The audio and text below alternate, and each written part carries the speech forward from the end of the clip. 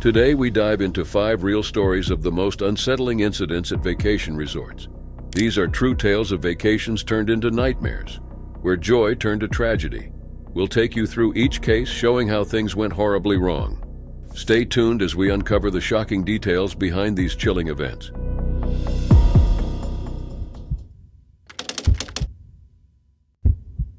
It was October 3, 2013, in Nosy Be. Sébastien Judalet, a 38-year-old French bus driver, was enjoying a vacation in this popular tourist spot. Sébastien, a single father, had an 11-year-old daughter back in Montreuil, a suburb of Paris. He loved to travel and frequently visited Madagascar. On this day, his life would tragically end in the most horrific way imaginable. Sébastien had no idea. The community had been gripped by panic and anger following the disappearance of an 8-year-old local boy. The boy's body had been found wet, with his genitals mutilated. Rumors quickly spread that foreigners were involved in the boy's death. Tensions escalated and the island's residents formed a vigilante mob, driven by fear and anger over what had happened. On that morning, Sébastien and Roberto Gianfala, a Franco-Italian hotel worker in his 50s, were confronted by an angry crowd of around 300 people. The mob accused them of being pedophiles who had murdered the local boy. Despite their desperate denials and pleas for mercy, the mob was convinced of their guilt. Sébastien's final moments were recorded by the vigilante crowd. In the chilling audio, Sébastien can be heard screaming, "I am the victim of a conspiracy. I am innocent." But his words did not save him.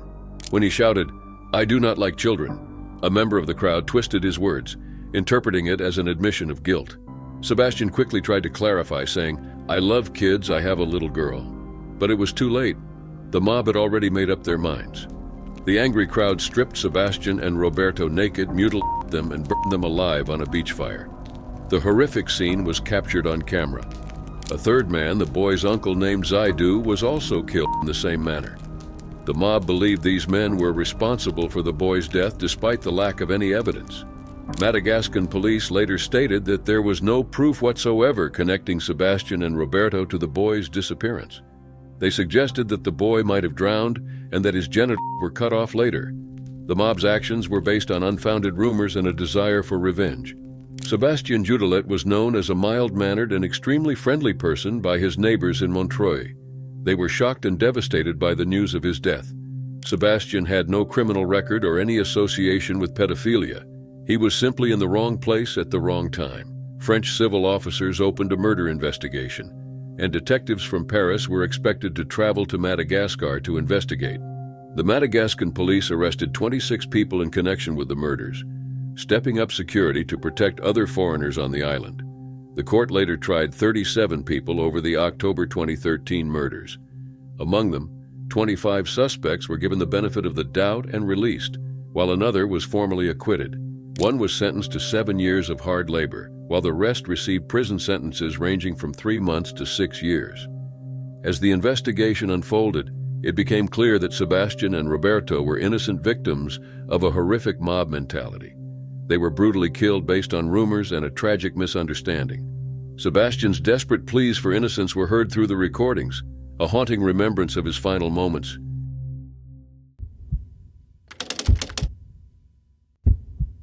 It was August 13, 2023, in Pattaya, Thailand. Daria Yuzifiak, a 32-year-old Russian woman, was on holiday with her boyfriend Oyupan Bahobny Fedor, a 30-year-old Russian man. They were staying at the Seven Seas Condo Resort, a popular destination in the city. But what started as a vacation quickly turned into a nightmare. In the early hours of that Sunday morning, something unimaginable happened. At around 6 a.m., Daria fell from the 7th floor window of their hotel room.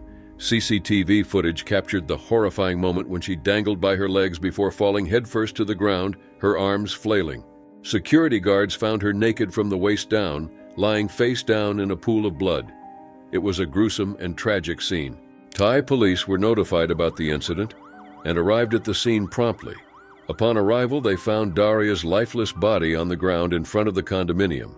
She was wearing a green t-shirt and a long-sleeved denim jacket, but was missing her pants and underwear. The suspect, her boyfriend Oyupan Bahobny Fedor, was found on the balcony of their hotel room, holding a glass of alcohol and making a V sign towards the reporter's cameras. He was visibly intoxicated and uncooperative. making it difficult for the police to gather information.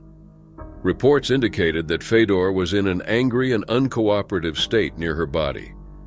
He was pinned to the ground by officers before being taken to the police station in the back of a pickup truck. During the initial questioning, he denied attacking his girlfriend and claimed he wasn't in the room when she fell. However, the CCTV footage told a different story. The footage showed Daria exiting the window, with her upper body hanging outside. Fedor was seen grasping her legs briefly before releasing his hold, resulting in her fatal fall. This evidence raised suspicions about his involvement in her death. Was he trying to save her from falling, or was it an intentional act of murder? The investigation was complex. Police Lieutenant Colonel Kanisorn Apasop, the superintendent in the Yamchin district of Pattaya, stated that an initial examination of Daria's body found no signs of physical abuse. The couple's room was messy, with food containers and alcohol bottles scattered around, but there was no evidence of a struggle or fight. Forensics officers took fingerprints from the room, and more CCTV footage was reviewed to piece together the events leading up to her death. Investigators also looked into the couple's background. Fedor had rented the room, and Daria had come to stay with him around a week ago. She had filed a report with Pattaya police and consulted with Chonburi immigration officers on August 11th because she had lost her passport and was trying to go back home. This information added another layer of complexity to the case. The investigation continued, with police from the Jamtun district detaining Fedor on grounds of drunken and disorderly conduct and on suspicion of manslaughter. He underwent a drug test, but no narcotic substances were found in his bloodstream. Despite his initial denial, the evidence against him was strong. The police faced several challenges in the investigation. Fedor's complicated state and uncooperative demeanor made it difficult to extract substantial information from him. His initial statements were contradictory, claiming he wasn't in the room when Daria fell, despite the CCTV footage showing otherwise. The authorities sought court authorization to detain him on charges of intentional homicide, but the court had yet to grant permission due to insufficient evidence.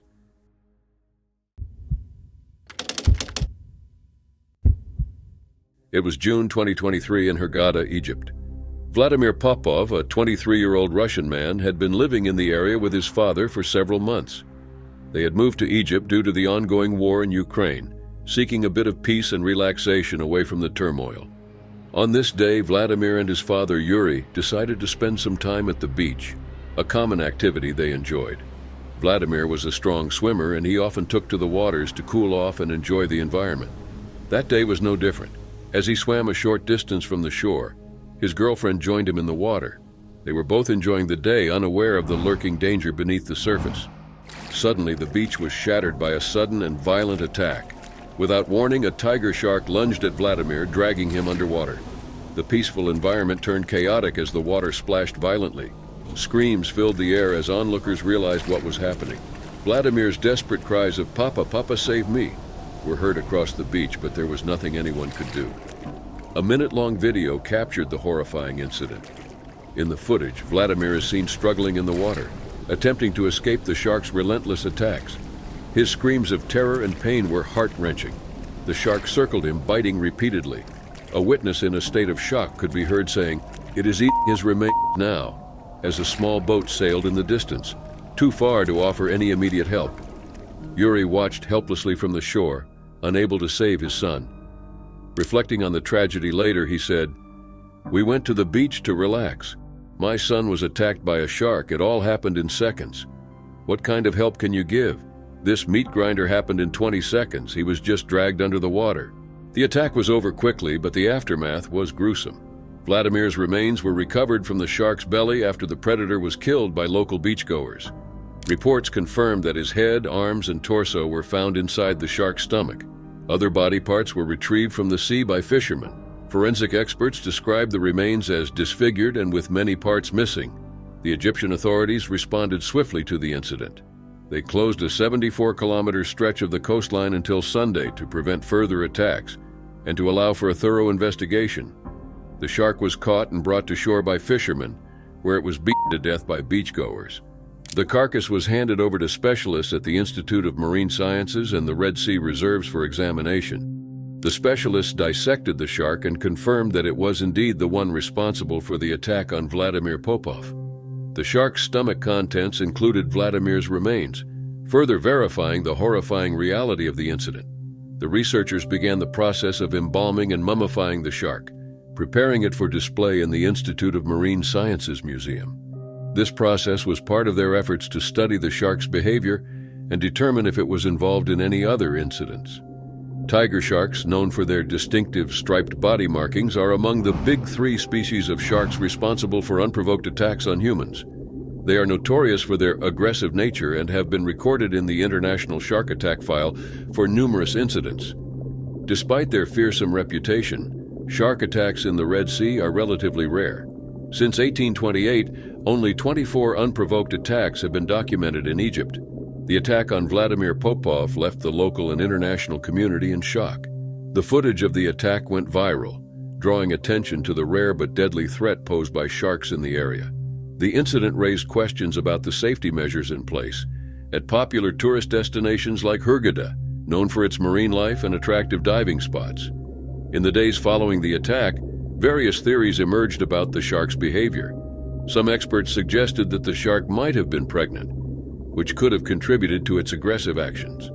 Russian marine biologist Dmitry Orlov, founder and CEO of the Rudiv company operating in the Red Sea, speculated that the same shark might have been responsible for 2 fatal attacks on tourists the previous year. These theories, while not confirmed, showed the unpredictable nature of shark behavior. Vladimir's death was a tragic and senseless loss. His father, Yuri, was left to cope with the devastating aftermath. He planned to cremate his son's remains and return the ashes to Russia. Reflecting on the incident, Yuri described it as an absolutely ridiculous coincidence and a cruel twist of fate.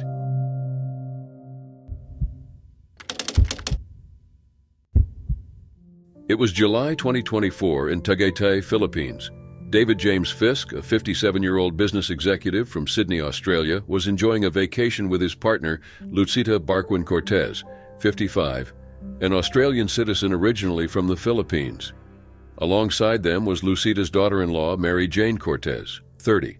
They had traveled from Sydney to Bali and then to the Philippines, planning to visit Lucita's children and take a short break in Tagaytay before returning to Australia. But this trip took a tragic turn. David and Lucita were well known in Sydney's Sutherland Shire. David, a business development executive at Jiwa Financials, had a long career in business technology. Lucita, on the other hand, was cherished by her family and community. Together, they were a loving couple, excited to spend time with their family. They had even celebrated the engagement of David's daughter, Lucinda, just last December in Sydney. On that July morning, hotel staff at the Lake Hotel in Tagaytay discovered a horrific scene. David, Lucita, and Mary Jane were found dead in their room. Their hands and feet were tied with electrical cords and shoelaces, and their mouths were covered with packaging tape. David's throat had been cut, while the women appeared to have been suffocated. The police were immediately called to the scene. Tagaytay's police chief, Charles Davin Kapakuan, confirmed that valuables, including the victims' phones, had not been taken, suggesting that robbery was not the primary motive. Security camera footage showed a man wearing a mask, a black hoodie, and maroon shorts leaving the victim's room a few hours before the bodies were found.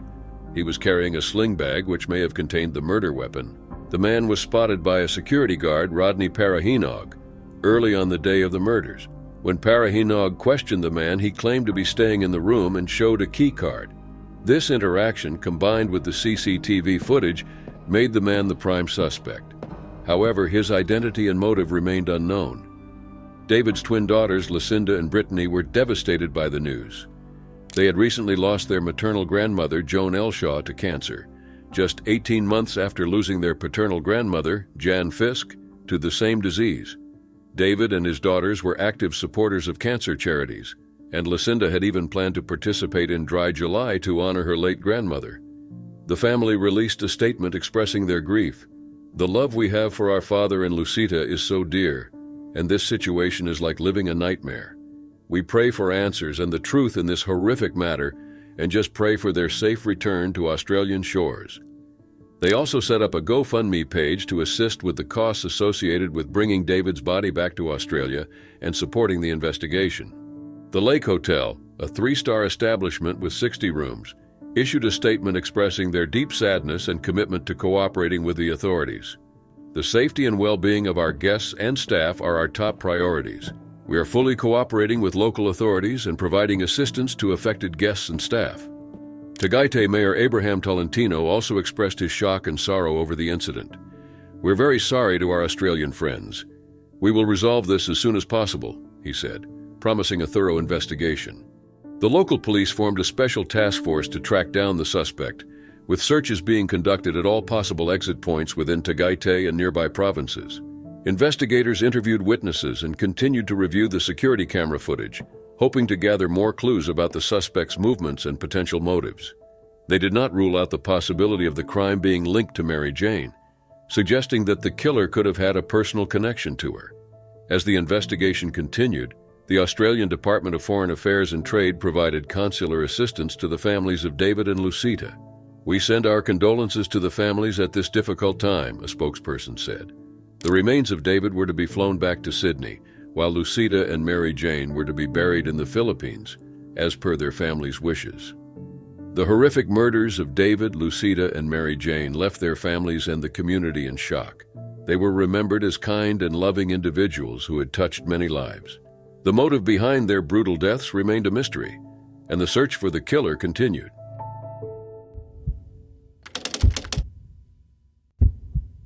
It was June 13, 2023, at the luxurious Rancho Pescadero Hotel near Cabo San Lucas, Mexico. Abby Lutz, 28, and her 41-year-old boyfriend, John Heathcote, were on a seemingly perfect vacation. Abby, originally from Utah, worked as a nanny in Orange County, California, while John, a self-described health junkie, was the founder of LES Labs, a nutritional supplements company based in Covina, California. They went on this trip to enjoy the beautiful surroundings and relax. However, their dream vacation turned into a nightmare. On the night of June 12th, Abby and John felt ill. They believed it was food poisoning, a common issue travelers sometimes face. The couple spent the night in a Mexican hospital receiving treatment for severe dehydration. Abby texted her dad that night saying, "Good night, love you," as she always did. This would be the last message her family would ever receive from her. The next day, they returned to their $780 a night hotel room, hoping to recover. But when the housekeeping staff entered their room around 9 p.m. on June 13th, they found a horrifying scene. John was in the shower and Abby was in bed. Both were unresponsive. The paramedics were called immediately, but it was too late. Abby and John had been dead for about 10 to 11 hours by the time they were discovered. Fernando Valencia, a paramedic who was among the first to enter the room, described the situation as dire. He and his partner immediately felt dizzy due to the toxic fumes in the room. Fearing for their own lives, they quickly exited. My partner and I started to feel dizzy and we came out. We went out of the room as soon as possible and I was afraid for my partner because my first thought in mind was, "Are we gonna die?" Valencia said. It was one of the worst experiences he had ever encountered. The initial suspicion was that Abby and John had died from gas inhalation. The autopsies later confirmed that they died from intoxication by an undetermined substance. There were no signs of violence on their bodies, ruling out foul play. However, the exact cause of the toxic environment in their room remained unclear. Hyatt, which owns the Rancho Pescadero Hotel, quickly responded by shutting down the property to investigate the incident thoroughly. In a statement, a spokesperson for Hyatt said, "Our top priority is the safety and well-being of guests and colleagues, and the property will not resume normal operations until our investigation is complete." Despite this, the company had previously denied claims that the tragedy was related to any issues with the hotel's infrastructure or facilities. Abby's family was devastated by the news. Her stepsister, Gabby Slate, and stepmother, Raquel Chiappini Lutz, expressed their shock and sorrow. She said it's the sickest she's ever been, Gabby recalled Abby telling her about the suspected food poisoning. Raquel added, "She texted her dad and said, 'Good night, love you,' like she always does, and that's the last we heard from her." The family set up a GoFundMe page to raise funds to bring Abby's body home and cover funeral expenses. In a statement on the page, they wrote, "While on a beautiful trip in Mexico, Abby and her boyfriend thought they had food poisoning and went to the hospital to get treatment. We received a phone call saying that they had passed away peacefully in their hotel room in their sleep.